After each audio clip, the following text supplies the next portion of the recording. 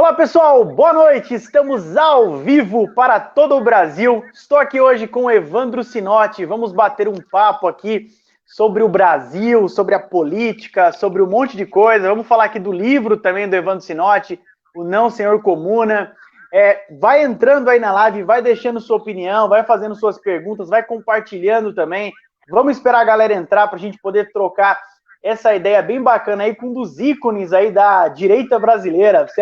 Você aceita, Evandro, essa alcunha aí, de ser aí uma pessoa mais associada com a direita aí, depois do impeachment da Dilma Rousseff?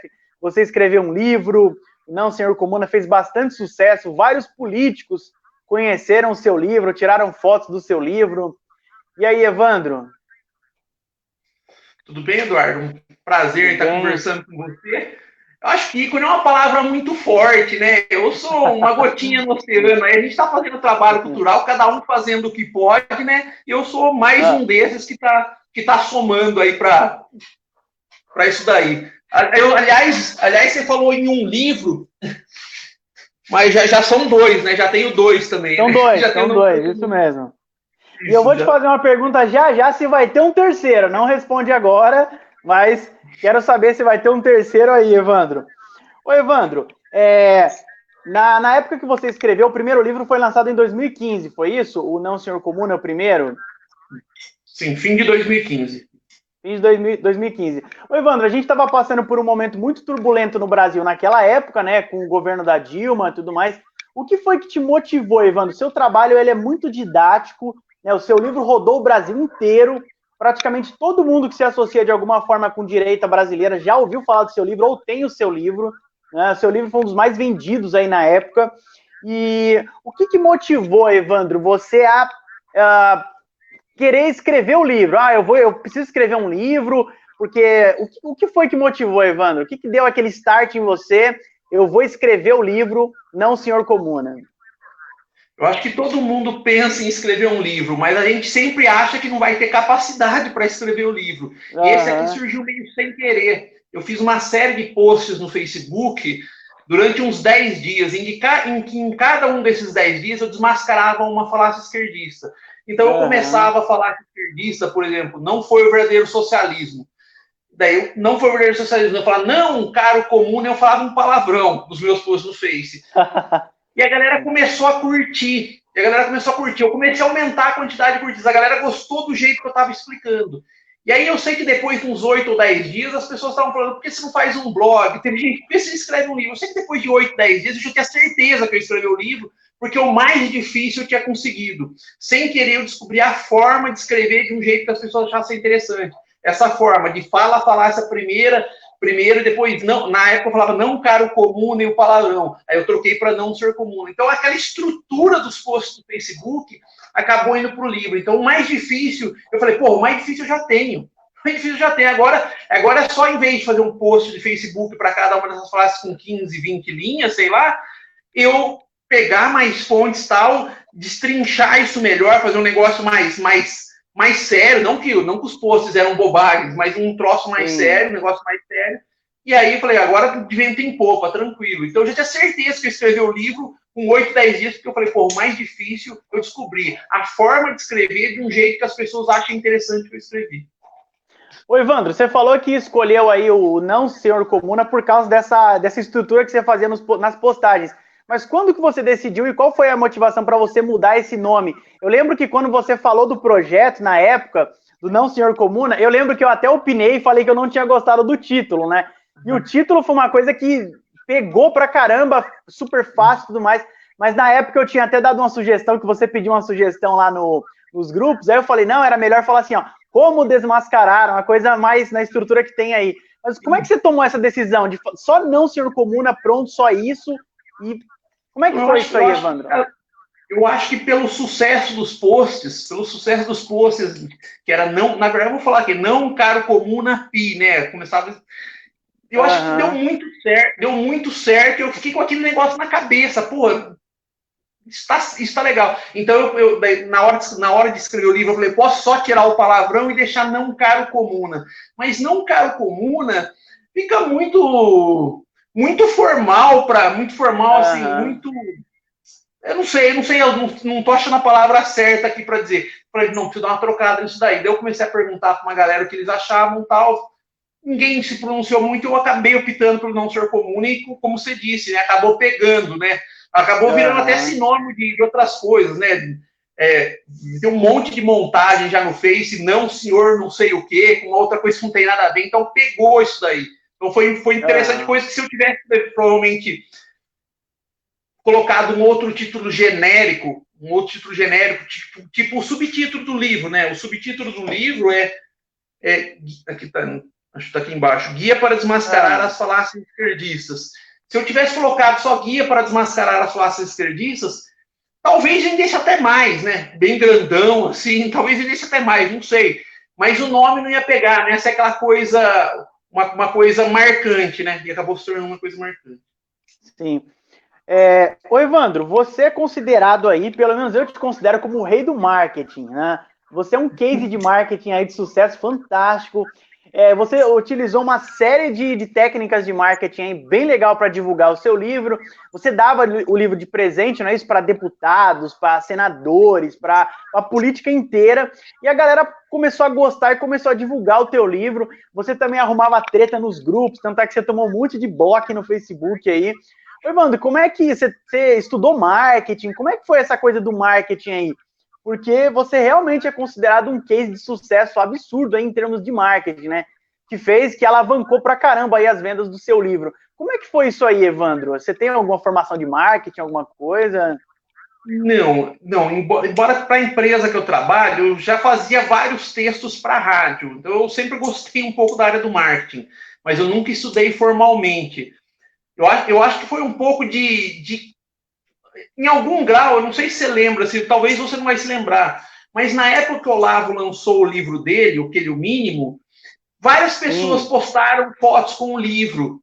Eu não sei se você vai lembrar, mas foi um movimento mais espontâneo, mais voluntário por parte das pessoas. Né? O Olavo tinha muito mais seguidor. Então, eu falei, eu preciso fazer um troço mais... Precisa partir de mim. Se eu esperar as pessoas fazerem o que fizeram com o Olavo com o meu livro, não vão fazer. Eu sou um Zé Ninguém. Né? Eu sou pouco conhecido. Então, como você falou, comecei a mandar o livro para personalidades, aí as personalidades batiam fotos com o livro, uma personalidade mostrando qualquer coisa, de graça praticamente, né? De graça não, em troco de um livro, é uma puta propaganda. Então, mandei para deputados, mandei para gente pra caramba, até jornalistas, músicos, tem músico, eu tenho foto de toda a galera do Traje a Rigor, por exemplo, com o meu livro. Então, assim, eu fui postando essas coisas. Então, isso ajudou, né? E aí a galera também começou. Eu falava, galera, postem fotos suas com os livros. Então, virou uma... Aí eu fazia a montagem das pessoas com os livros. Também em paralelo com isso, eu comecei a investir em propaganda com o livro. Propaganda paga no Facebook, inclusive. Porque quando eu lancei o livro, eu lancei por uma editora própria, né? Eu montei a minha editora. Então, assim, eu tinha autonomia para fazer essas coisas. Por quê? Porque se eu lanço por uma editora, a margem de lucro do autor é tão pequena que se o autor ficar gastando com propaganda, a não ser que o livro emplaque demais, ele vai perder dinheiro. E como eu banquei os cursos, então eu falei, pô, é tudo por minha conta, tipo... Claro que eu não saí gastando desembestado, mas como eu comecei a gastar e comecei a falar, pô, tá fazendo efeito. Tanto que hoje eu não faço mais propaganda paga, porque parou de fazer efeito. O Facebook, na minha visão, não tá mais, não sei se na minha visão, as pessoas cansaram um pouco do livro, não sei, mas não tá mais entregando aquele resultado que entregou durante algum tempo. Então parei. Mas durante um bom tempo eu gastei uma boa grana lá. Mas por quê? Eu tinha tudo um cálculo. Eu gastei 20% do que eu lucrei. Quer dizer, assim, não é que eu gastei. Foi um investimento. E coisa que se eu tivesse lançado para uma editora, provavelmente a editora não ia gastar dinheiro com o meu livro. Então, assim, foi esse marketing orgânico das pessoas, somado ao marketing de investimento, somado à pentelhação nos grupos. Então, foi um somatório de coisas, meio na base da tentativa e erro. Tal coisa está funcionando, vamos continuar. Vamos continuar que está funcionando. As fotos da galera com os livros, isso funcionou demais. Os próprios propostos pagos funcionaram por um bom tempo. Enfim, os debates, né? Esse negócio de rei do debate, não sei o quê. Né? Então, é até uma pergunta que o rapaz está fazendo aqui, ó.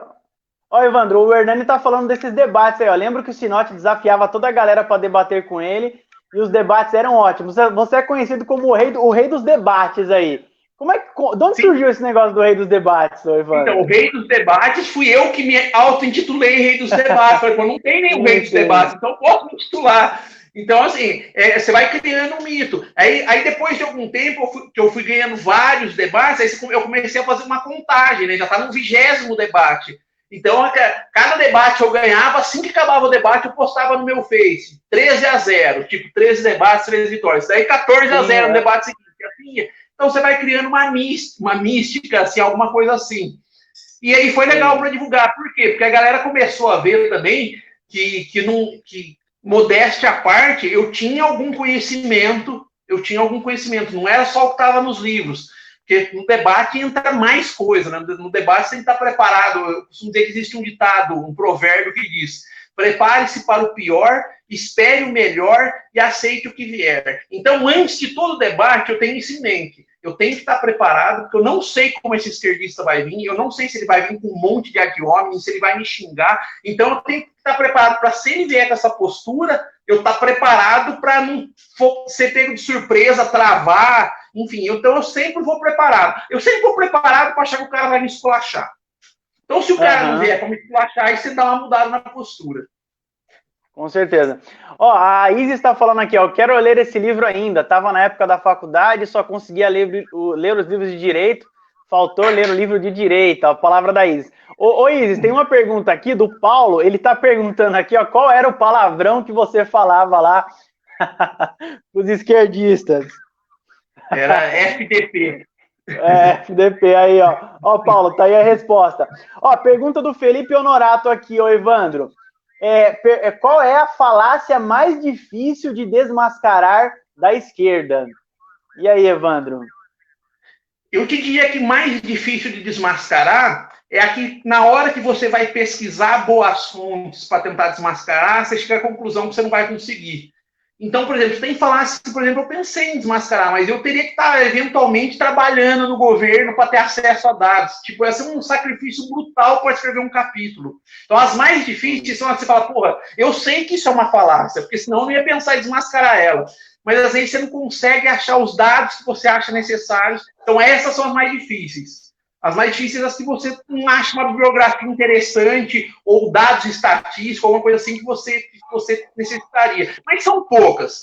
Porque geralmente, hoje em dia, com internet, com livros, dificilmente, se você sabe que uma coisa é falácia, você não vai achar bibliografia. Isso aí provavelmente foi um ou dois capítulos que eu deixei de escrever porque eu simplesmente falei, não, eu não vou dar conta disso daqui, não vai ficar legal, eu não vou ter acesso às informações que eu quero. Então, geralmente, você acaba conseguindo. Não é muito difícil você chegar em boas pontes. Legal. Ô, Evandro, como é que você se define hoje? Como é que você se define hoje? Tem aí o governo Bolsonaro, você se define um direitista liberal, mais alinhado com o MBL, mais alinhado com o governo Bolsonaro, mais alinhado com o pessoal do Novo? Como é que você se define hoje, Evandro? Ou você é o representante do sinotismo cultural? Como é que, eu ia falar, como é, que é isso aí, Sinote? Eu sou um sinotista. Se for por aproximação, tipo assim, a gente acaba rotulando, né? Porque todo mundo que se auto-intitula de direita, ninguém vai concordar em tudo com todo mundo. Todo mundo que se auto-intitula conservador vai divergir em alguma coisa. Aliás, não existe uma definição correta, falar essa é a definição exata de conservadorismo. Então, alguns vão definir um pouco para cá, um pouquinho para lá. Eu acho que se for para rotular, eu seria um conservador. O rótulo que eu estou muito mais próximo seria o rótulo de ser um conservador. Sim. Eu acho que eu já fui... Eu já pendi mais para ser liberal, hoje eu já estou mais para ser um conservador. Até porque o meu início, minha formação, entre aspas, não é nem formação, porque é uma formação autodidata. Eu comecei a me interessar por essas coisas de política, direita e esquerda, em 2011, quando um dia eu tropecei naquele site do Instituto Mises Brasil, que é um site anarcocapitalista, de escola austríaca de economia. Eu fiquei viciado naquilo lá. Acho que no espaço de um ano eu li uns 400 artigos daquele site. Então, tem muita gente que não sabe, mas eu entendo muito de anarcocapitalismo, mas muito mesmo. Eu nunca fui anarcocapitalista. Então, a parte de economia que eu gosto é a parte de economia da escola austríaca, que eu acho que ela explica muito a relação de causa e efeito. Você vai perguntar, Evandro, mas você não é economista, você entende de fórmula? Não, eu não entendo de fórmula. Mas a escola austríaca, ela basicamente é relação de causa e efeito. Se você adotar determinada política pública, por exemplo, expansão creditícia, segundo a teoria austríaca dos ciclos econômicos, você tende com uma expansão creditícia, o que é jogar mais dinheiro na economia. Você tende a, em algum ponto futuro, isso trazer uma inflação, e essa expansão creditícia não pode continuar indefinidamente, e aí uma hora ou outra você vai ter que subir os juros, tal. Quando você sobe os juros, o dinheiro fica mais caro, aí você vê quem está nadando pelado, você tem uma contração da economia. Então, essas relações de causa e efeito, quem entende de escola austríaca, dificilmente você vai passar apertado em qualquer pergunta econômica, de lógica econômica. Então, assim, minha formação ela vem mais esse lado liberal, libertário, formação de leitura, eu digo, né? Nunca fui, sempre tive uma tendência para ser conservador, mas eu acho que com o passar dos anos eu fui ficando cada vez mais conservador. Ô, Evandro, você já teve algum contato com o Hélio Beltrão, lá do Instituto Mises Brasil? Não, eu era amigo, eu não sei. Tem gente que não sabe, mas uns 10, 15, 20 perfis meus já caíram, né? Meu primeiro perfil tinha 5 mil amigos, 14 mil seguidores. Caiu, foi caindo um atrás do outro. Agora esse aqui até que tá durando, já tem uns 5 meses, tá com 4 mil amigos. Mas no meu primeiro perfil eu fui amigo do Hélio Beltrão. Hoje, nesse perfil novo, eu acho que eu não sou. Eu mandei convite de amizade para ele, acho que ele não aceitou, não lembro, não tenho certeza. Mas o meu contato era assim, não tinha contato, eu nunca conversei com ele, acho que só de comentários no perfil dele, alguma coisa assim. Legal, o Denis está dizendo aqui, ó, já li os 2 livros e são excelentes. Ó, o Denis dizendo que já leu os seus 2 livros aí, Evandro. Ô, Evandro, o que te motivou a escrever o segundo livro? Você escreveu o primeiro livro, estourou aí, foi um sucesso.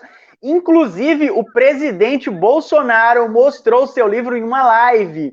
Eu assisti aquela live e seu livro estava lá em cima da mesa. Ou seja, o teu livro chegou no presidente da República. Isso é um fato memorável. Até falei na época lá que você zerou a vida, né? Porque teu livro chegou nas mãos do presidente da República. E o que motivou, Evandro, você a escrever o segundo livro? Eu lembro que algumas vezes você chegou a falar que não ia fazer um segundo. E aí você foi lá e fez o segundo. A galera pressionou muito. Como é que foi isso aí, Evandro? Não, logo depois que eu acabei de escrever o primeiro, eu vou ser sincero, para mim não é um processo agradável escrever esses livros. Eu não estou me vitimizando, porque eu não sou vitimista, mas é completamente desagradável para mim. Eu fico me questionando muito, eu fico me cobrando muito. Eu penso isso sobre essa coisa, isso aqui que a mensagem que eu estou transmitindo com isso que eu estou passando é legal. Então, assim, eu me questiono muito. Descarto o capítulo depois de pronto, descartei 4 no primeiro livro, no segundo mais 2 ou 3, depois de pronto, os capítulos que estariam à altura do livro, mas que por alguma razão me incomodavam. Então é um processo que é muito desagradável para mim. Depois que eu escrevi o primeiro, falei, pô, não vou escrever, não quero saber mais. Só que daí vai passando o tempo e tal, mas nesse meio tempo, assim, ao longo do tempo, eu ia anotando a sua de bobeira, eu pensei numa falácia, anotando. Então eu já tinha um monte de prováveis capítulos no livro anotado. Falei, se resolver, né, tá aqui. Aí um dia ou outro, falei, não, pera lá, acho que eu dou conta, e até o sucesso do primeiro também estimula, claro, você acabar escrevendo mais um, mas um pouco por isso, foi passando o tempo, deu aquela aliviada. Tanto, já antes que você me pergunte, você falou se eu ia responder a pergunta se ia ter um terceiro livro, hoje eu te diria que não vai ter. Hoje eu te diria a mesma coisa que eu disse depois do primeiro. É altamente improvável que eu escreva um terceiro livro, principalmente na linha desses 2 primeiros. Por quê? Porque escrever esses livros não me faz bem. Então é um processo agradável. Agora, não sei se daqui 1, 2, 3 anos eu mude de ideia, né? Mas a princípio, não pretendo, a princípio. Ô, Evandro, e como é que foi o processo de publicação do livro? Porque o livro foi publicado por uma editora própria, foi você mesmo que fez a publicação do livro. Você falou que até teria menos entraves, né? Porque se você for mandar para uma editora, vai ter um monte de entraves, você vai ter que abrir mão de um monte de coisa, não vai ser você que vai escolher a capa, nem o título vai ser você que vai escolher. Enfim, como é que foi esse processo aí? Como é que foi todo... A gente sabe que o processo é bem complicado, de fazer a impressão do livro, fazer a questão da capa, a divulgação toda, tudo por sua conta. Como é que foi esse processo aí, Evandro? Bom, então, uma das vantagens, por exemplo, de eu ter escrito por editora própria, cada capítulo do meu livro é precedido por uma ilustração. Aqui está a ilustração do capítulo sobre protecionismo. Isso custa dinheiro, então, porque são 23 capítulos no primeiro livro, são 18 capítulos no segundo. Isso custa cada ilustração. Então, assim, você vai encarecendo o livro. Esse negócio aqui que chama hot stamping, não sei se a galera está vendo esse brilho na capa aqui vermelho, tá vendo? Quando brilha. Só isso daí já encarece o livro em uns 20%.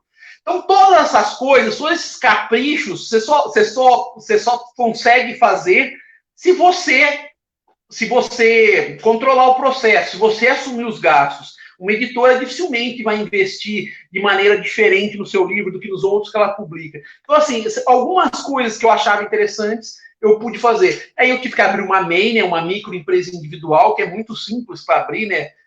Uma microempresa individual, você não paga nem contador. Por quê? Porque o contador, por uma lei, né, do governo federal, todo contador que se inscreve no programa para atender MEIs, microempreendedores individuais, ele tem alguns benefícios fiscais. Então, quando você vai na junta comercial da sua cidade, lá tal, eles vão te direcionar para um contador. No meu caso, eu pedi para direcionar para o contador da empresa que eu trabalho, então facilitou ainda mais, eu conheci o cara e tal. Então, você não paga nem contador, paga um imposto michuruca de R$50 por mês. Então, assim, não é muito difícil.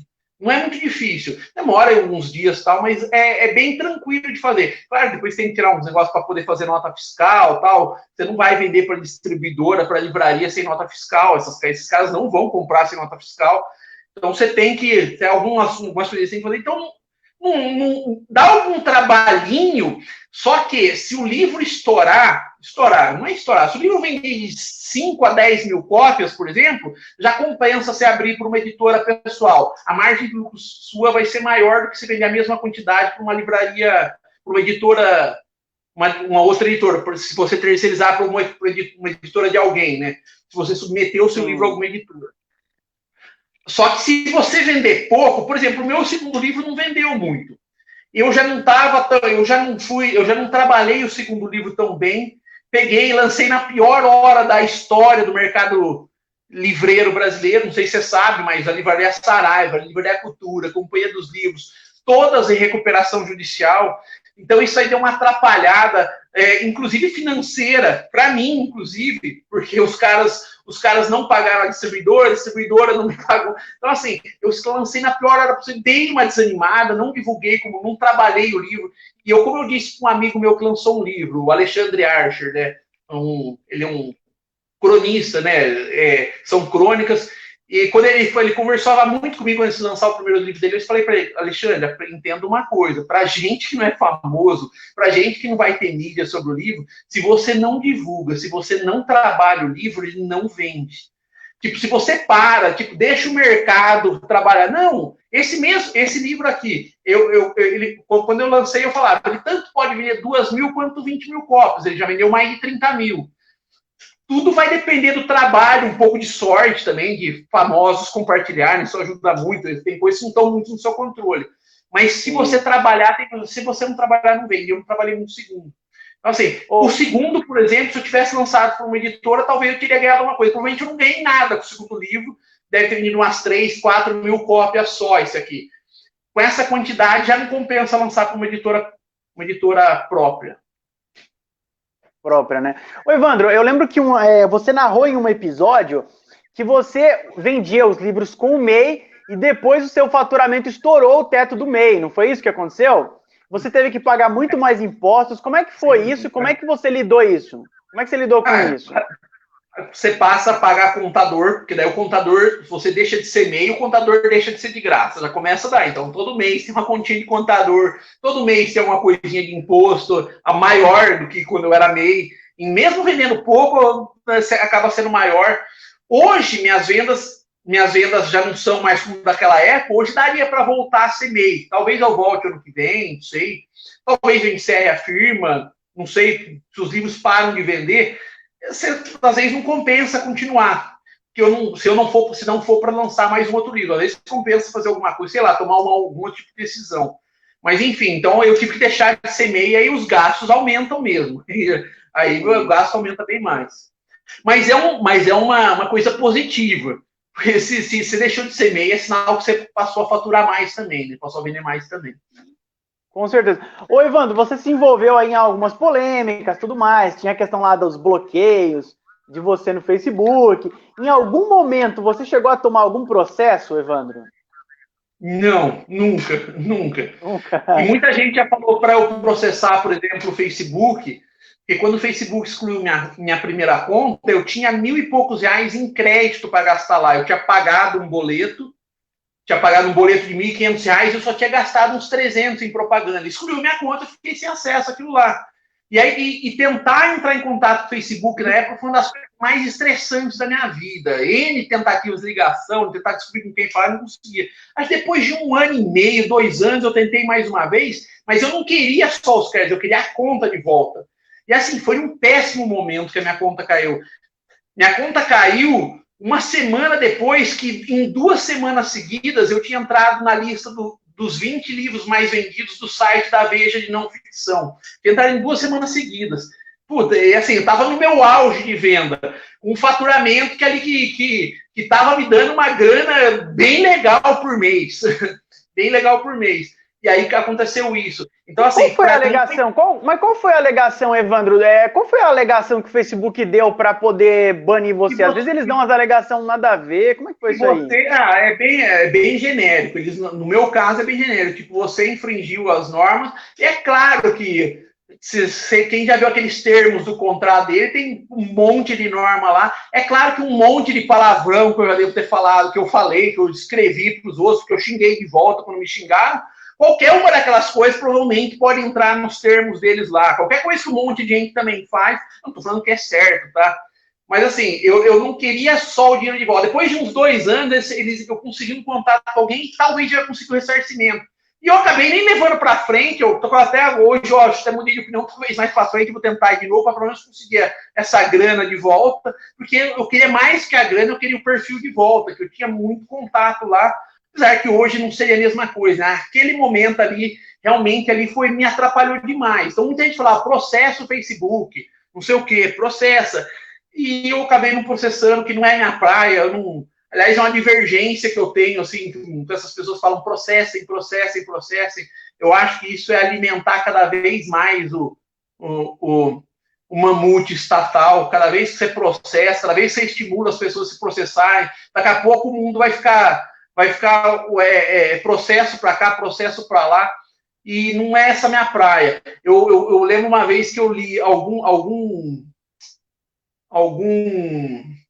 eu não lembro qual jornalista que foi, não lembro se foi o Milton Neves ou o Cajuru, não lembro qual dos dois, que ele falou, o Eurico Miranda o finado Eurico Miranda, né, do Vasco da Gama, é um bom adversário. Por quê? Porque tudo que ele tiver que falar para você, ele fala, ele briga, xinga, mas ele não te processa. Tipo assim, e eu sou desse time, eu não sei pro cara, eu sou desse time, tipo, me xingue, me ofenda. Claro, tu tem um limite também, né?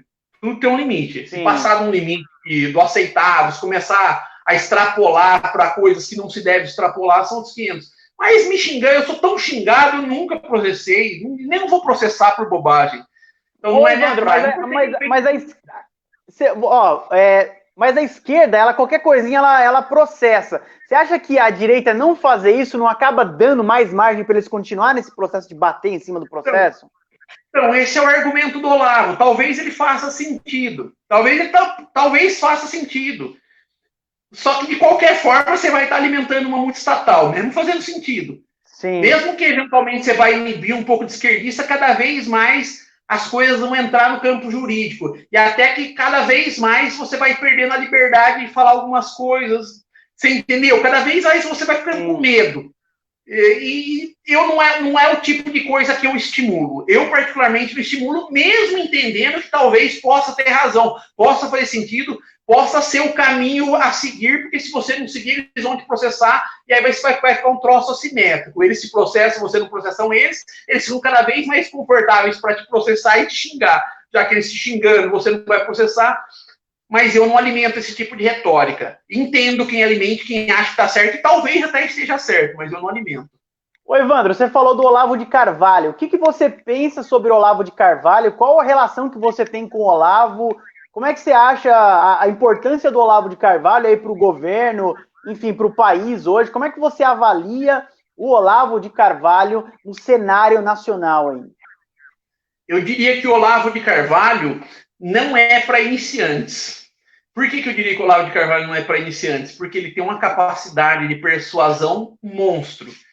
E, infelizmente, ele muitas vezes ele é irresponsável e anda errando bastante, inclusive, análise, compartilha um monte de hoax de internet, enfim. Então, para mim, ele não é para iniciantes. Porque o que ele tem de brilhante, ele anda tendo de responsável muitas vezes. Ele é brilhante. Eu costumo dizer assim, eu sou apenas um cara esforçado. Eu sou um cara esforçado, eu não sou brilhante. Eu tenho consciência das minhas limitações. Ele é brilhante, ele faz umas análises brilhantes.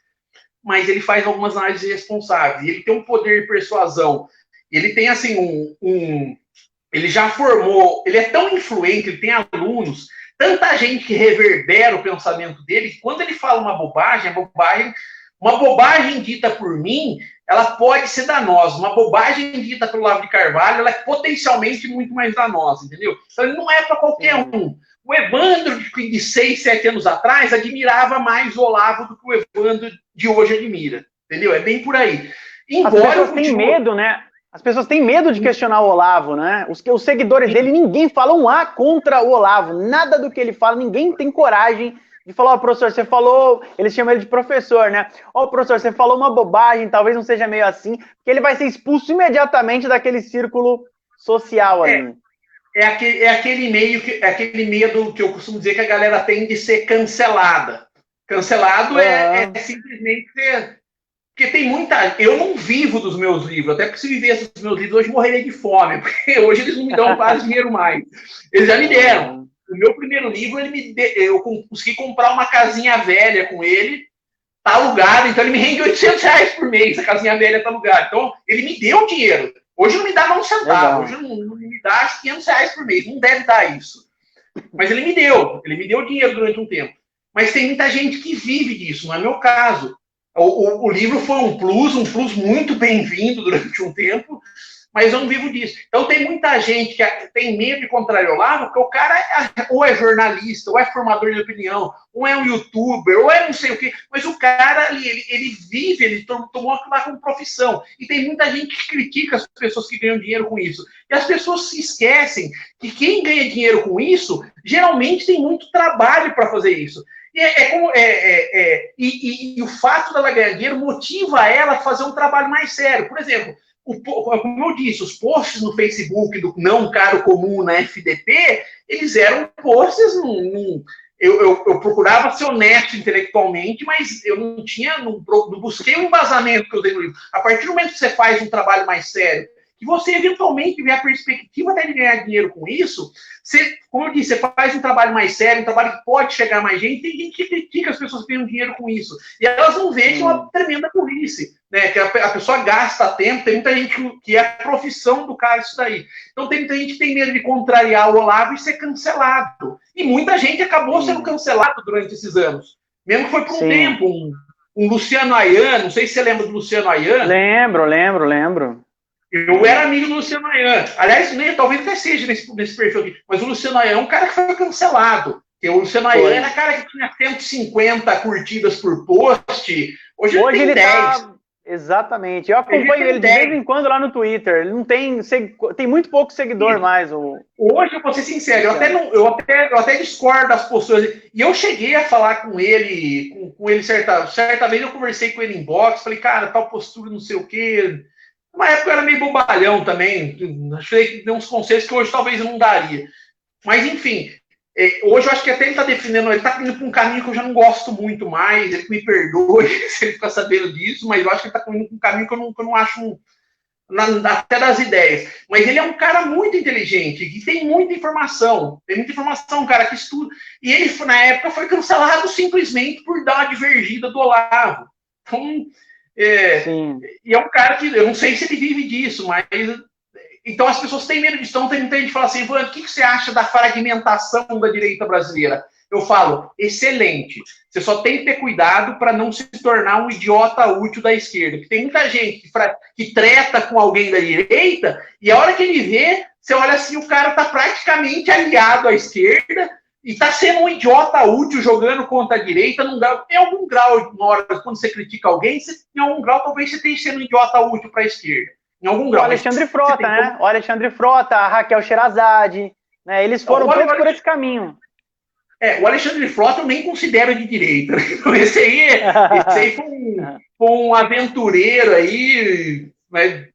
Porque, assim, de direita, eu costumo dizer assim, de direita, sabe quem que é de direita? É aquele cara que, se um dia ele for eleito deputado, ele pode chegar e falar pro Bolsonaro assim, Bolsonaro, comigo você pode ficar tranquilo, você não precisa me lamber. O que eu achar que você está fazendo que é certo, eu vou apoiar, o que você não estiver fazendo certo, eu não vou apoiar, você não precisa me lamber. Então, entendeu? Aquele negócio, é a postura do caráter. Você não vai apoiar o cara, deixar de apoiar o cara porque você tretou com o cara, até porque você tem um compromisso com o país, né? Você não tem. Você tem que, eventualmente, tem que engolir o orgulho, ainda mais o cara está sendo remunerado para isso.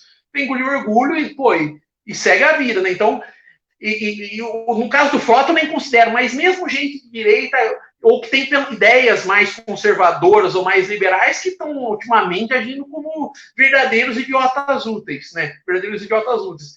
Legal. Ô, Evandro, como é que você vê hoje, como é que você avalia hoje o governo Bolsonaro? Você, de certa forma, participou desse movimento grande da direita. Eu fui para as ruas, muita gente foi para as ruas na época lá do impeachment da Dilma, fomos para a Paulista, fizemos esse movimento todo, você lançou o livro, enfim, tudo era parte de um movimento só que na época era bastante unido, bastante coeso, o movimento da direita brasileira para tirar a Dilma do poder, enfim, aconteceu isso. O Bolsonaro hoje é um presidente que capitalizou toda essa questão da direita brasileira.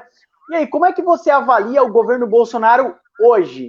Você acha que está no caminho certo, não está? O governo está cometendo muito erro. Como é que você avalia o governo Bolsonaro hoje? Bom, eu vou cometer uma inconfidência aqui. Antes da entrevista, eu falei para o Eduardo que eu não queria falar sobre coronavírus.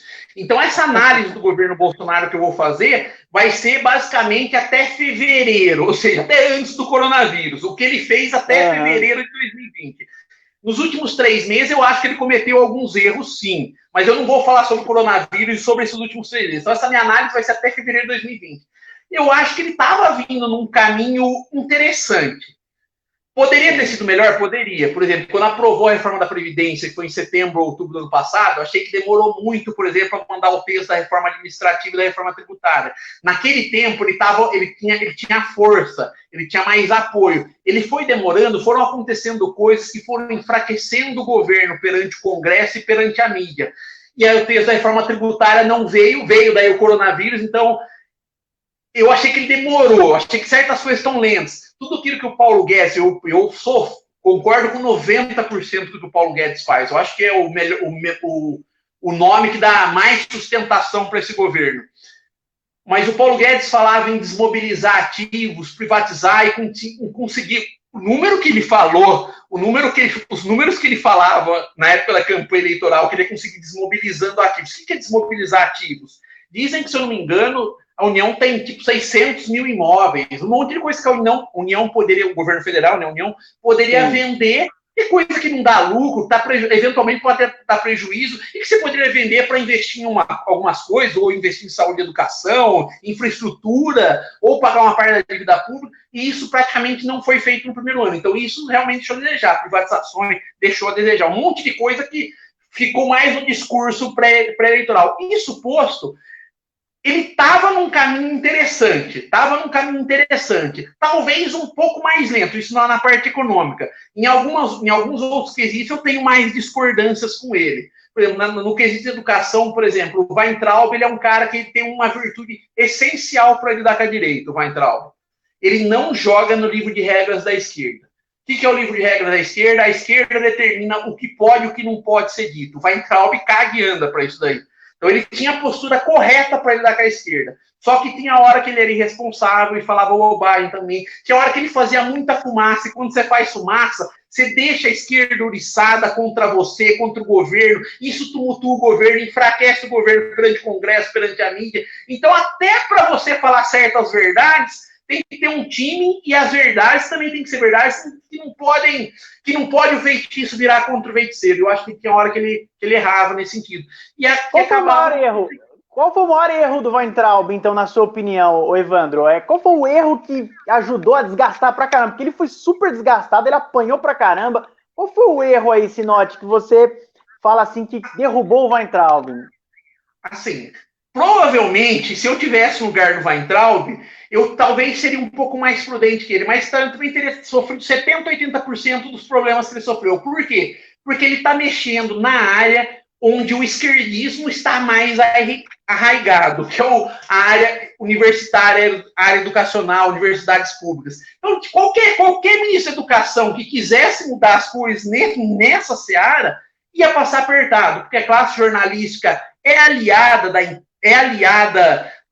desse movimento educacional, não há expressão certa, mas é aliada desses esquerdistas universitários, enfim.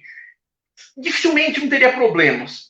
Eu falei, ele cometeu alguns, eu acho que ele fez muita fumaça, e eu acho que efeito mesmo, eu falo assim, o que o Weintraub mudou nas universidades? Talvez tentou mudar alguma coisa, mas eu acho que ele fez muito barulho. Talvez teria que mudar quieto. Eu acho que quando você vai mexer com uma estrutura muito assim, tipo, faz as mudanças tentando que a esquerda não veja as mudanças que você está querendo fazer. Você entendeu? E no discurso, eu ia falar, a postura era correta, mas eu acho que passava do ponto, era irresponsável. Por exemplo, ele fez tweets muito irresponsáveis, falando merda, fazendo umas piadas infames. Não vou nem entrar nesse merda, não vou reproduzir aqui, mas eu vi isso, não é? Me contaram. E ali você dá muita. É da mídia pra bode pra ser criticado. Ia ser criticado de qualquer jeito. Você dá munição pro adversário. Você dá munição pro adversário, né? Ia ser criticado de qualquer jeito. Ainda entra numa seara de falar umas bobagens que são bobagens. Se eu que sou de direita acho que são bobagens, imagine os esquerdistas, então. Com certeza. Ô, Evandro, no capítulo 21 do seu livro aqui, você fala dos fascistas, né? Que é aquele xingamento que a galera da esquerda toda hora xinga, qualquer um que discorda dela, você é fascista, você é fascista, você é fascista. Nós estamos agora vivendo novamente, você escreveu em 2015, isso voltou à tona, esse negócio de fascista toda hora, tem um movimento dos antifas aí. Eu gostaria que você falasse um pouquinho sobre isso nesse momento, essa questão do... Porque parece que essa galera que acusa, elas não têm uma definição exata do que é o fascismo, só usa como xingamento, né? E se a gente for fazer uma análise, o Antifa, ele parece mais um fascista, de fato, do que o contrário. Então, como é que você analisa esse cenário hoje? O que falta para as pessoas em saber, de fato, o que é fascista, o que é o movimento antifascista, que é um movimento coletivista também e tudo mais, um movimento perigoso até. Como é que você avalia esse cenário hoje? Essa questão do fascista, você é fascista, não sei o quê. Como é que você avalia isso aí, Evandro?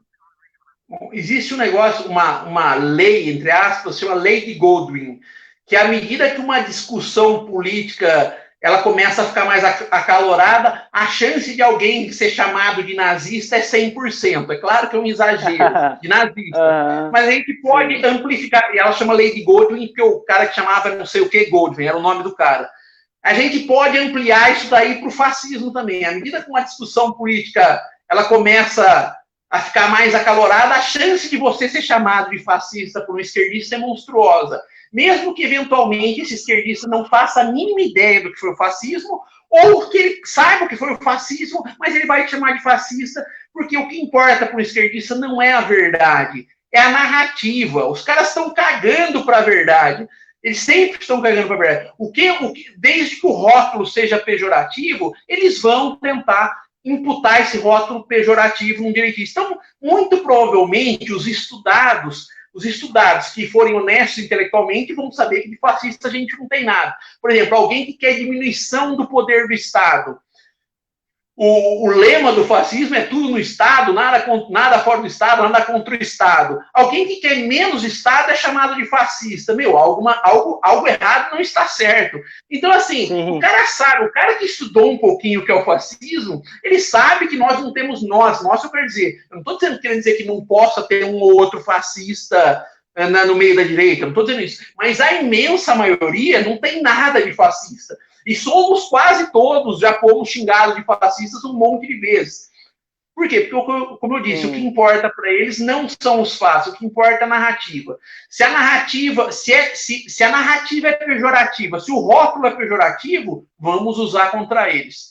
É como o rótulo de nazista. Quem de direita apoia o que os nazistas fizeram? Então, essa tentativa de tentar dizer que alguém parece um nazista, o cara não tem nada de nazista. Não tem nada de nazista. Agora você vai dizer, o Hitler falou tal coisa, que alguém falou uma coisa parecida, uma coisa que não tem nada a ver, que não tem sentido. O episódio do leite, Evandro, esse episódio do leite aí, que aconteceu lá, que o Bolsonaro tomou leite com os ministros, aí várias pessoas, inclusive ligadas ao MBL, começaram com essa narrativa de que o Bolsonaro estava fazendo apologia ao nazismo pelo fato de ter tomado leite. O que você... Parece uma piada esse negócio, mas como é que você avalia esse negócio todo? Isso aí é... Então, eu vou ser honesto, eu nunca sei qual a intenção do Bolsonaro quando toma leite. Agora, eu acho altamente improvável que o Bolsonaro soubesse que os nazistas tomavam leite, entendeu? Eu acho altamente improvável. Sim. Né? Altamente improvável que ele saiba, que eu não sabia disso. E eu acho mais provável ainda que o Bolsonaro também não soubesse disso. Então, assim, mas o que importa é narrativa. Tipo, qualquer coisa qualquer comportamento que nós tivermos, que qualquer fascista ou nazista eventualmente também que tenha tido, vai falar, o cara tá fazendo uma coisa que o nazista também fazia. Então, a coisa completamente, como eu disse, o que importa não é a verdade. Para um esquerdista convicto, para a maioria deles, para boa parte deles, vamos dizer assim, não importam os fatos, a verdade. O que importa é a narrativa. É manter uma narrativa. Mas você acha que isso é uma tática válida na guerra cultural? Que, por exemplo, aí muito tem a ver com a questão dos processos também. Né? Por exemplo, aquela questão, por exemplo, de processar é parte da guerra cultural, para a esquerda vencer. Essa questão da narrativa, de jogar sujo, tudo mais, você acha que isso é parte da guerra cultural? Você acha que a esquerda ela joga melhor a guerra cultural do que a direita? Então, a esquerda ela tem uma vantagem em relação à direita. A esquerda, a gente só quer falar a verdade, eles não precisam falar a verdade. Então, quando você pode mentir, tipo assim, você tem duas armas na mão, eles têm a verdade e a mentira, nós só temos a verdade. Eles têm uma arma a mais que a gente. Então, é simples, eles têm uma mensagem mais simples de transmitir. Quando eles falam assim, vocês de direita não se preocupam com os pobres. Pô, esse discurso é fácil. Você desconstruir esse discurso, que é o que eu fiz no capítulo 1 do Não Ser Comuna, né, que alguém de direita... na verdade, o título do capítulo é No capitalismo, os ricos ficam mais ricos e os pobres mais pobres. Que é o que eles falam. Isso é fácil. E se você chegar numa empresa, quem está assistindo a live, se você chegar na sua empresa e falar no capitalismo, os ricos ficam mais ricos e os pobres mais pobres, 80% das pessoas vão concordar com você. Só que isso é mentira. Isso é mentira. Eu trago uns dados no capítulo, isso é mentira. Os ricos estão ficando mais ricos? Estão, mas os pobres estão melhorando de vida geração a geração. Né? Legal.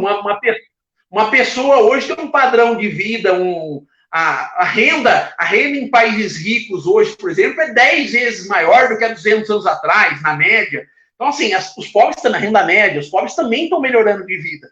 Então,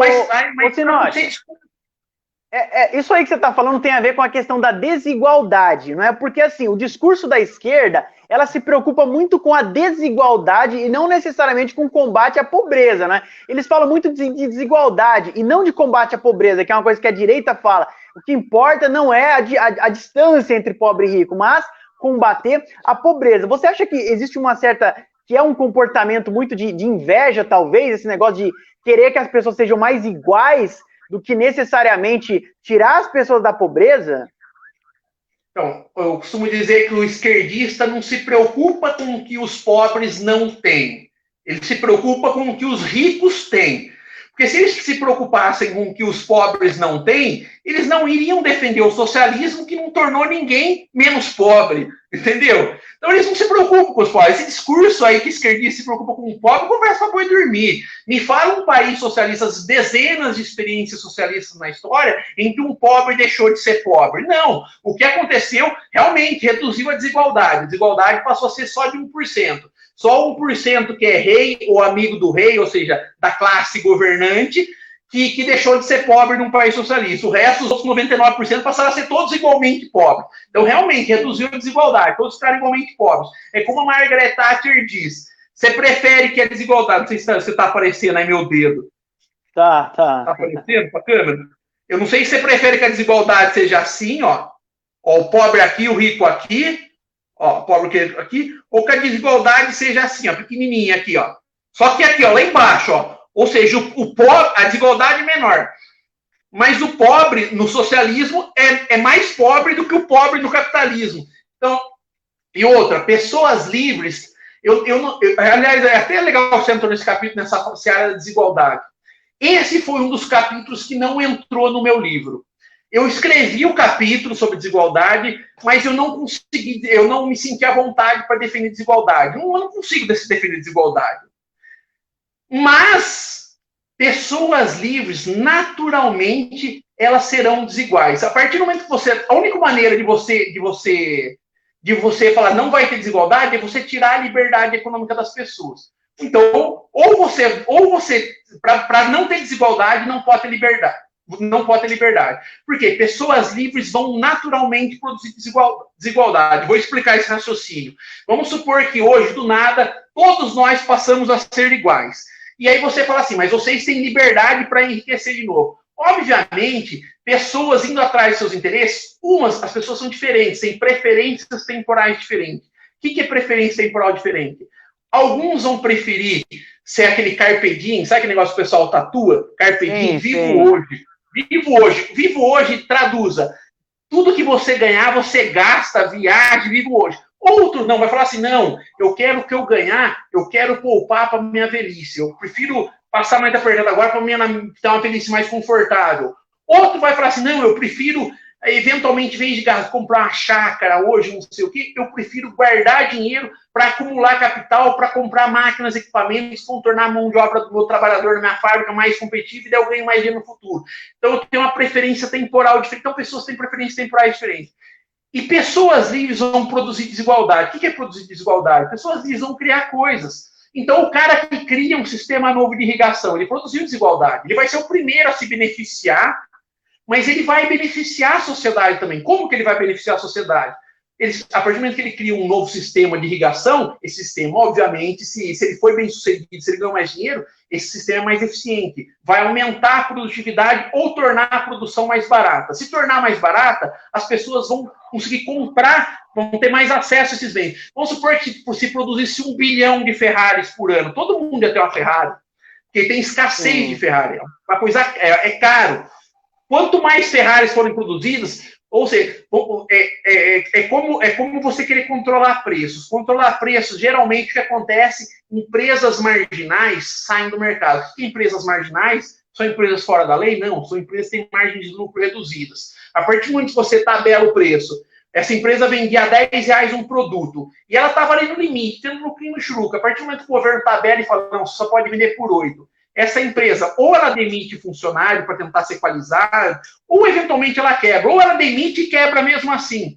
E quanto menos empresas tiverem produzindo determinado bem, menos desse bem vai ser produzido. Quanto menos desse bem ser produzido, quem vai deixar de ter acesso a ele? Os mais pobres. Então, quem produz desigualdade, ele está, de alguma maneira ou de outra, ele está contribuindo para a sociedade, seja produzindo mais bens, seja tornando os bens mais baratos, ou seja, podendo ser imitado por outras pessoas e assim aumentando a produtividade também. Então, pessoas livres vão produzir desigualdade, isso é inevitável.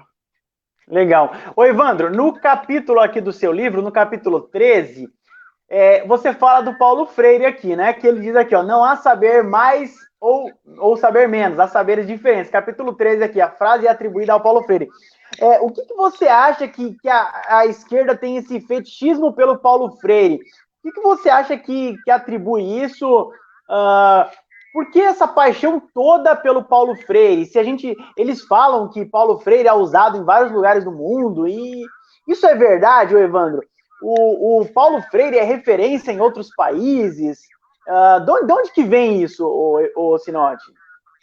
O Paulo Freire realmente é o único escritor brasileiro que tem um livro ou que está entre os 100 mais lidos. Eu não me recordo se ele está entre os 100 pensadores da área educacional mais lidos ou se um dos livros dele é um dos 100 livros mais lidos na educação. Enfim, ele é o cara mais conhecido lá fora no quesito educação. Isso posto, o método Paulo Freire não é o grande problema da educação brasileira, porque ele foi pouco colocado em prática. Ao contrário do que as pessoas pensam, é um método de alfabetização de adultos. Ele traz problemas. Qual que é o problema? Isso até é apontado pelo Olavo.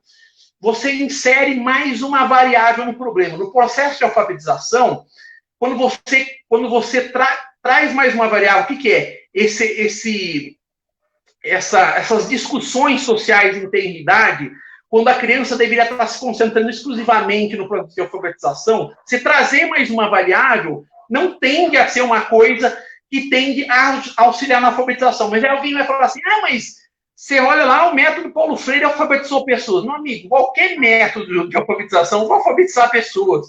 Qualquer método, se eu usar um método aleatório aqui com você, eu vou inventar um método aqui.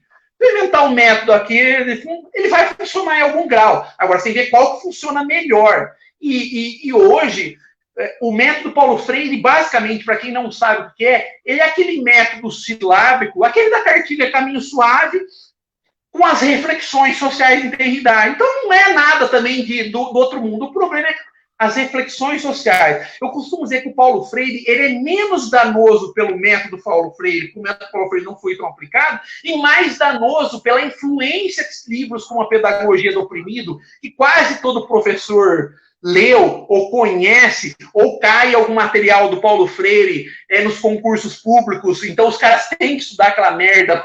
Enfim, eu li a Pedagogia do Oprimido. A Pedagogia do Oprimido é basicamente um livro de marxismo com outro nome. Tem muito pouco de educacional lá. Ali, basicamente, é um manual do marxista mirim. Então, é basicamente isso. Então, essa influência nefasta do Paulo Freire. Porque as ideias dele são influentes. O método nem é tão utilizado, porque ele é mais para alfabetização de adultos. Então, nem é tanto problema. O problema é o que o Paulo Freire trouxe. Essa esquerdização dos professores, as ideias do Paulo Freire, mais do que o método do Paulo Freire, que são mais danoso. É mais danoso. Legal. Ô Sinote, você chegou a ser candidato, não foi isso? Foi a deputada que você foi candidato? Sim, fui em 2014, candidato a deputado estadual. Como é que foi essa experiência? Acho que foi nessa época aí que você concorreu a deputado estadual aqui em São Paulo. Eu lembro que tinha aquele cara do raio privatizador, lembra dele também? Legal. Claro. Como é que foi a sua experiência no processo de candidatura aí, sua deputado estadual? Bom, eu aprendi que o sistema é feito para quem está lá dentro continuar lá dentro e quem está fora não entrar lá dentro. O que eu quero dizer com isso? Especificamente na campanha. Me chamaram lá em São Paulo para gravar um vídeo que ia passar na TV, né, tal. Aí eu fui lá, gravei um vídeo de 7 segundos, eu parecia o Enéas falando, né, 7 segundos, tinha que falar muito rápido. E esse vídeo de 7 segundos, eu assisti todos os programas noturnos do horário político, ele passou exatas 2 vezes. E os deputados estaduais que tinham mandato do meu partido, que na época era o PMDB, eles passavam dia sim, dia não. Por que dia sim, dia não? Porque um dia é deputado federal, o outro dia é deputado estadual. Então, todos os dias que passavam o mandato desse deputado estadual, os deputados estaduais do meu partido que tinham mandato, passavam a propaganda deles. O meu, no total do horário político inteiro, de 40 dias, só passou 2 vezes. Começa daí. Aí na hora do material de campanha, eles te dão placas, né, te dão cavalete. Geralmente, você dobra com alguém, né? Tipo, eu sou candidato a deputado estadual, dobra com um federal. Geralmente, você que não tem mandato, dobra com um federal que já tem mandato. E vice-versa. Os federais que não tinham mandato, dobram com um deputado estadual que não tinha mandato. Então, você vai vendo, assim, a quantidade de material que os caras com mandato acabam tendo. Quer dizer, eu só tinha o meu. Ninguém por aí tinha material do Evandro. Agora, o Baleia Rossi, que é o cara que dobrou comigo, ele provavelmente tinha material com outros 40 candidatos a deputado estadual. Estou chutando, não sei, talvez estou falando bobagem na quantidade. Mas, então, o sistema é feito E aí, claro, aí os deputados botam seus 20 assessores, 15 assessores durante o ano eleitoral inteiro para andar, muitas vezes com gasolina pública, paga pelo Estado, para fazer parcerias com vereadores, tipo, ó, me arruma 200 votos aí, que depois eu libero uma emenda de 200 mil aí para você construir uma quadra, aí fazer uma reforma numa quadra. Então, o sistema é completamente feito para quem está fora dificilmente entrar, a não ser que você seja famoso ou milionário, ou aconteça o que aconteceu na eleição de 2018. Talvez eu fui candidato na hora errada. Em 2014, praticamente só tinha eu e o Paulo Batista de direita, e não elegeu nenhum dos dois. E você não tinha o sucesso do livro ainda. O livro não era lançado, ninguém conhecia ainda também. O Não Senhor Comum. Também, mas o Paulo Batista, ele teve uma certa fama. Né? Ele teve mais fama do que eu. Ele ficou bastante conhecido, e nem assim ele teve só 16 mil votos. Se você pensar que um Eduardo Bolsonaro eu votei nele na época. Então, você pensar que o Eduardo Bolsonaro teve 2 milhões de votos, você olha assim, em 2014 a direita não votou ideologicamente, em 2018 ela votou ideologicamente. Votou errado, muito voto errado. Enfim, mas muito mesmo. Mas pelo menos isso. Pelo menos que em 2022 ela continue votando ideologicamente, vamos chamar de conservadorismo de ideologia, mas só para simplificar aqui na conversa, que ela vote ideologicamente, mas vote certo, né? Que esse aprendizado tem ali. Então, ela vai candidato na hora errada, no ano errado, em que as pessoas não votaram ideologicamente, aqui em São Paulo, pelo menos, não elegeram nenhum candidato com bandeiras claramente de direita. De 94 deputados estaduais se elegem só aqui em São Paulo. Não conseguimos eleger nenhum com bandeira de direita. É claro que agora isso está mudando, felizmente. Sim. Ô, Evandro, o que você acha do Escola Sem Partido? Escola Sem Partido fez um barulho enorme aí há alguns anos. Tem um colega lá, o Thiago Cortes, que ele muito envolvido com o movimento. O envolvimento gerou muita polêmica, muita discussão nas câmaras de vereadores por todo o Brasil. Como é que você avalia o Escola Sem Partido? Você acha que ele está visando realmente tornar o ensino mais neutro, menos ideológico?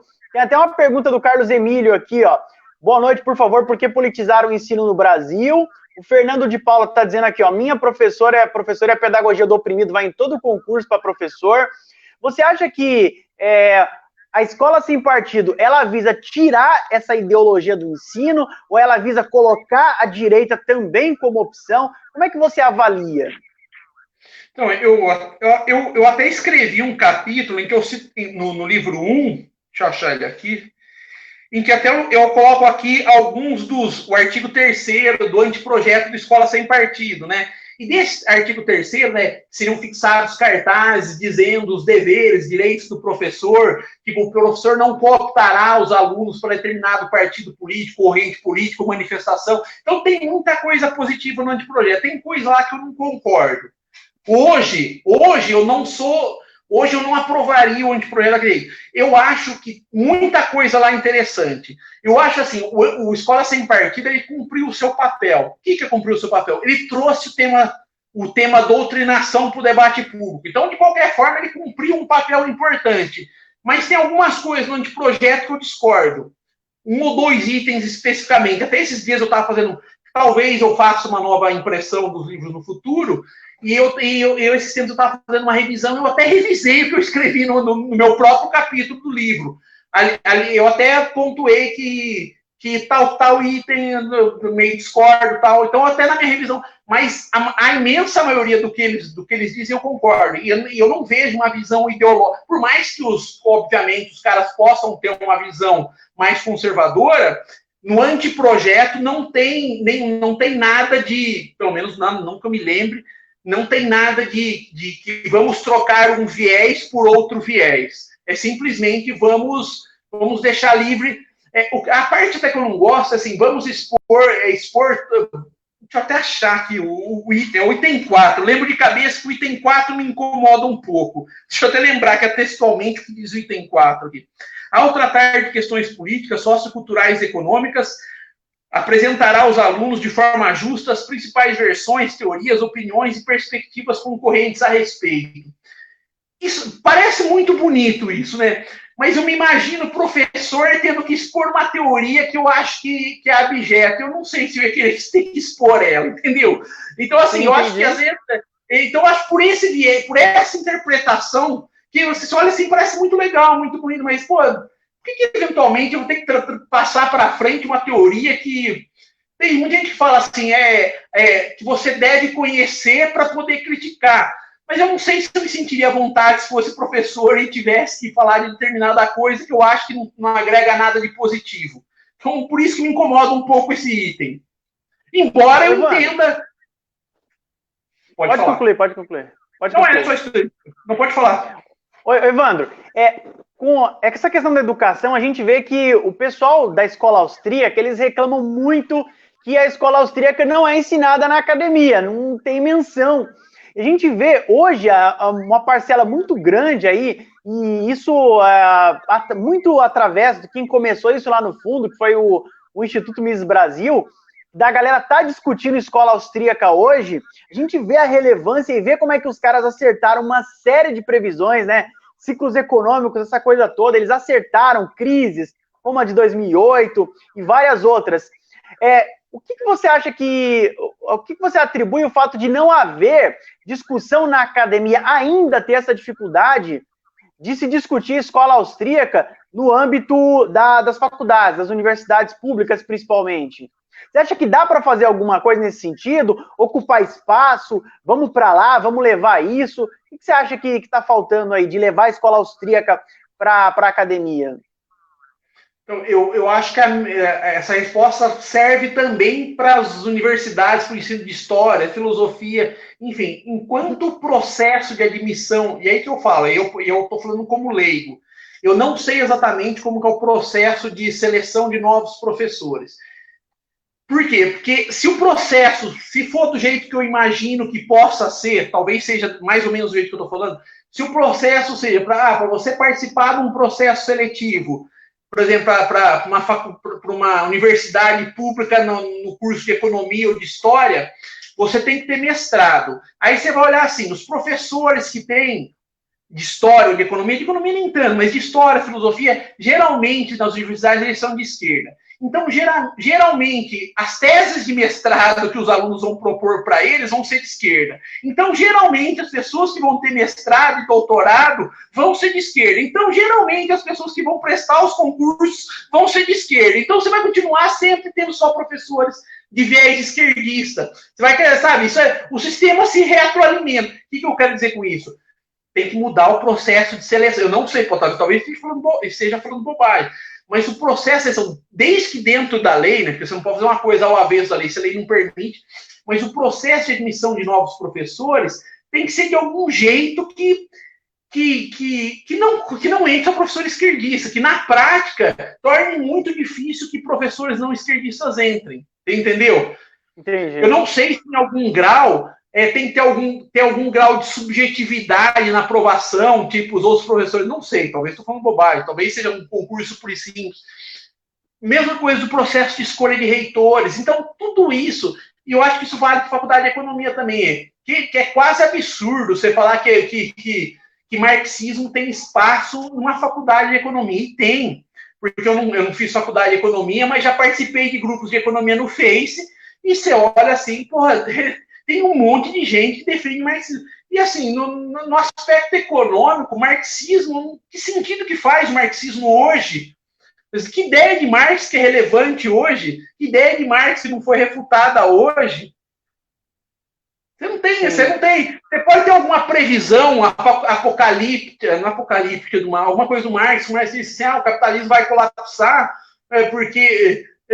Mas isso aí é um exercício de futurologia. Qualquer pessoa que vai dizer o que vai acontecer com o capitalismo daqui 20, 30, 50, 100, 200, 300 anos, está fazendo um exercício de futurologia, a gente não sabe. Ele pode realmente ir para um negócio ruim. Ninguém aqui também... O conservador, aliás, é um cara que tem essa consciência, que a gente defende a liberdade das pessoas fazerem trocas voluntárias.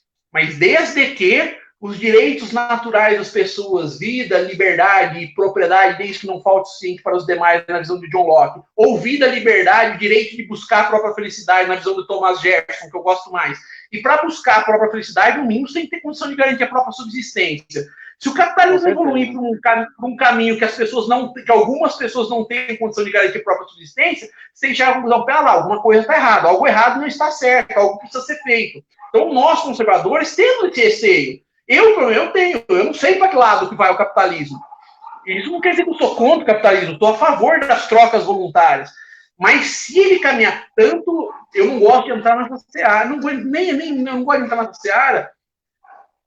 Mas eu não vou entrar nessa seara, que é uma seara que eu fico com muita vontade por ter. Mas se ele caminhar para um negócio que não é interessante, nós passamos a dizer, pera, alguma reforma disso daí precisa ser feita. Alguma coisa precisa ser feita. Sim. Ô, Evandro, voltando um pouquinho para a questão do governo, como é que você analisa a relação do Sérgio Moro com o governo? E assim, você acha que o Sérgio Moro foi um cavalo de Troia? Como é que você avalia aí o Sérgio Moro? Né? Desde a época que ele era juiz até a entrada dele no governo e o fato de hoje ele ser colunista aí de jornal, né? Como é que você avalia aí a relação do Sérgio Moro com o governo? Você acha que o governo nunca deveria ter chamado Sérgio Moro? Ele já dava indícios que não tinha alinhamento com o governo? Você acha que ele só queria utilizar o governo para chegar no Supremo Tribunal Federal?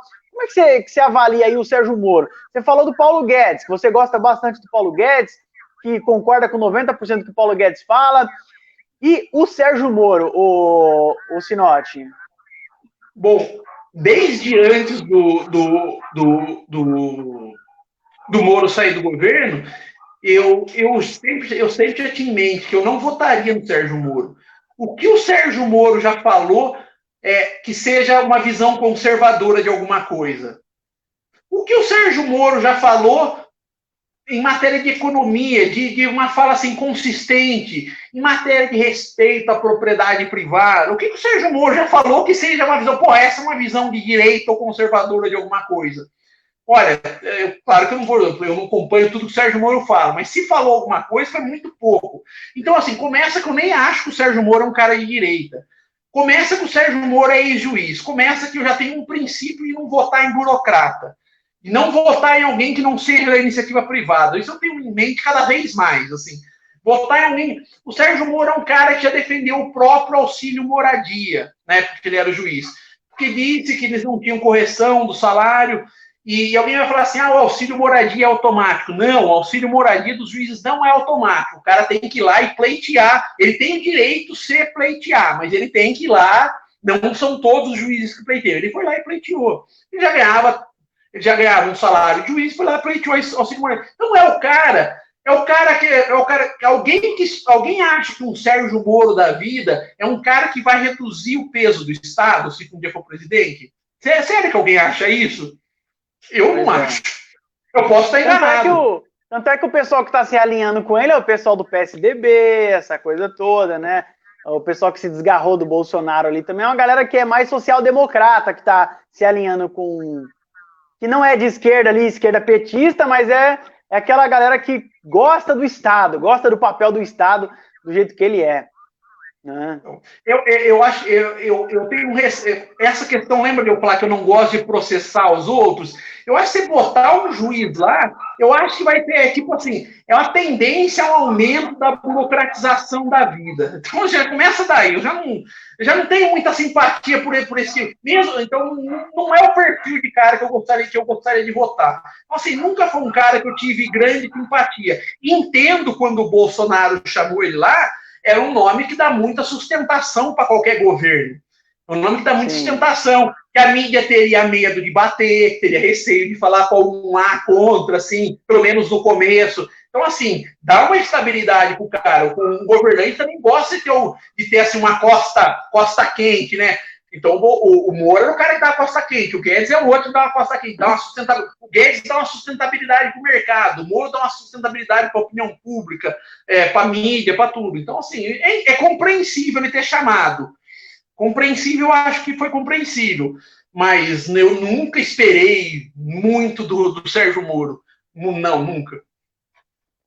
Ô, Evandro Sinotti, para a gente encerrar, gostaria de fazer o seguinte com você. Que você escolhesse um capítulo do seu livro, do primeiro ou do segundo livro, que tivesse mais a ver com o momento que a gente está passando hoje. Qual capítulo do seu livro que você acha que seria legal. Eu falei para você lá da questão dos fascistas, que é uma coisa que acabou voltando à tona, deu uma passada aí de um tempo que pararam de falar nisso, agora voltou de novo. Qual o capítulo do seu livro, dos seus 2 livros, Não Senhor Comuna 1 e Não Senhor Comuna 2, que seria hoje importantíssimo para a galera refletir novamente, que é um assunto super atual? Cara, eu costumo dizer que meus livros são atemporais. Um mérito enorme eu tenho. Isso é fato, isso é fato. Que você vai tirar um ou outro capítulo que é temporal, e mesmo esse capítulo que é temporal, tipo que vai ter algum dado tal, esse dado ele serve para embasar alguma análise, tipo o capítulo sobre liberdade econômica, eu trago dados mais recentes, mas ele serve para embasar o quanto a liberdade econômica é importante para a prosperidade de um país, para ter um IDH. Claro que eu não faço uma análise científica, eu não faço uma correlação de causa e efeito, mas eu explico, pô, os 34 países majoritariamente livres do mundo, quase todos eles têm um PIB per capita acima de $20 mil, ou seja, mais que o dobro do Brasil. Então, assim, que você vê indícios de que a liberdade econômica é importante para a prosperidade do país. Então, eu não saberia o que dizer. E até porque o momento atual do país, como eu te disse, eu não quero falar sobre o coronavírus, não quero falar sobre o momento atual do país. Então eu não vou me sentir à vontade para falar. Então eu vou pipocar nessa pergunta, eu vou amarelar, mas é porque eu não me sinto à vontade mesmo para responder nesse momento. Talvez daqui uns 3 meses, se você me fizer essa pergunta, eu responderei ela. Talvez daqui uns 3 meses eu responderei ela. Hoje eu vou pipocar, eu vou amarelar, porque não... Porque eu não quero falar desse momento do país. Sim. Mas o fato é que, de certa forma, todos os capítulos, eles continuam atuais de alguma forma. Eles servem, eles continuam servindo, não só porque acontece no Brasil, mas porque acontece no mundo todo, né? É basicamente a mesma guerra, que em alguns lugares a guerra é um pouquinho diferente, tal, mas os princípios, eles permanecem os mesmos ali. Não é isso? O mundo globalizado, até eu tenho um capítulo sobre globalização, existe uma diferença entre globalização e globalismo, né? Globalização é o aumento do comércio, das viagens entre pessoas e países, né? É um movimento que não vou dizer para você que é inevitável, que claro que pode ser evitável, qualquer país pode se fechar a qualquer momento, mas é um movimento que tende a trazer prosperidade, porque você poder comercializar com pessoas e países que eventualmente produzem um bem ou serviço mais barato do que você tem aqui, você tem o seu dinheiro passa a valer mais. O que passa a valer mais?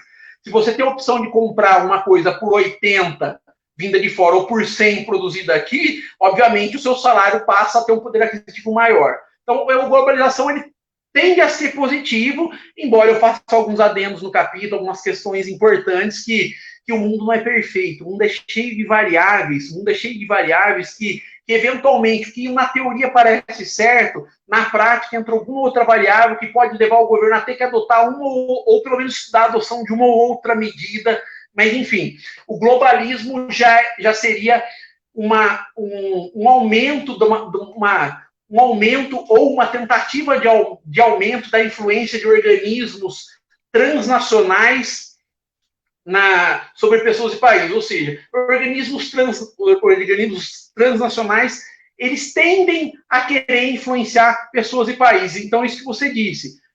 E isso é um fenômeno, vamos dizer assim, quase mundial, de quase todos os países do mundo, excetuando um ou outro país mais fechado. Então, realmente, o mundo globalizado, ele cada vez mais ele vai ficando meio mais parecido, né? Problemas que temos aqui no Brasil, eventualmente, os outros países também vão ter. Mas não sei nem sei porque eu parti para a não sei se sair um pouco fora do foco. Não, tranquilo. Ô, Evandro, para a gente encerrar, gostaria de pedir para você fazer umas considerações finais aí, dar uma dica para a galera, divulga seus livros, ou algum projeto que você está trabalhando no momento, para a gente poder finalizar aí. Só lembrando, eu falei desses organismos transnacionais, é importante pontuar, todo país é soberano, nenhum país é obrigado legalmente, não existe isso, não existe nenhum país obrigado legalmente a seguir, desde que esse país seja pacífico, obviamente, a seguir nenhuma determinação de nenhum organismo transnacional. Claro que, eventualmente, pode... Nem a OMS, né? Nem a OMS, nem nada. Nenhuma. Desde que você não esteja prejudicando pessoas e país, enfim. Você não é obrigado a seguir. Você pode ponderar, pode seguir ou não seguir, pode ratificar ou não ratificar, eventualmente, enfim. É só isso que eu queria pontuar. A soberania de um país, ele não é obrigado. Mas a influência desses organismos transnacionais é muito forte. É muito forte e a cada vez mais ela se torna mais forte. De vários deles, né? Enfim, em relação à sua outra pergunta, eu pretendo lançar um curso em breve. Eu estou adiando faz um ano.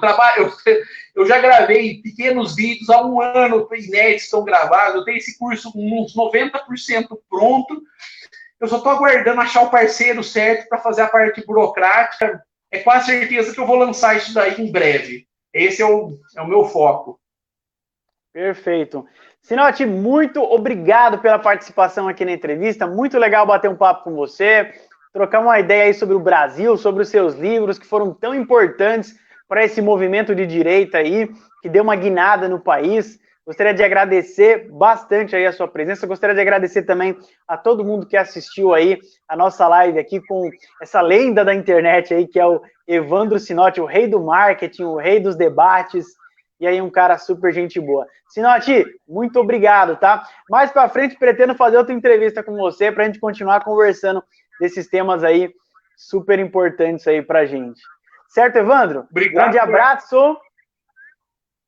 Obrigado, eu agradeço aí o convite.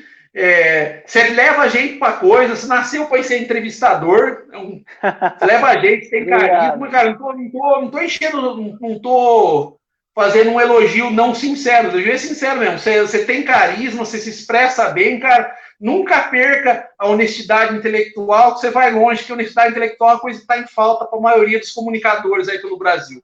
Valeu? Obrigado, Eduardo. Obrigado, Evandro. Um grande abraço. Tchau, um abraço. Abraço.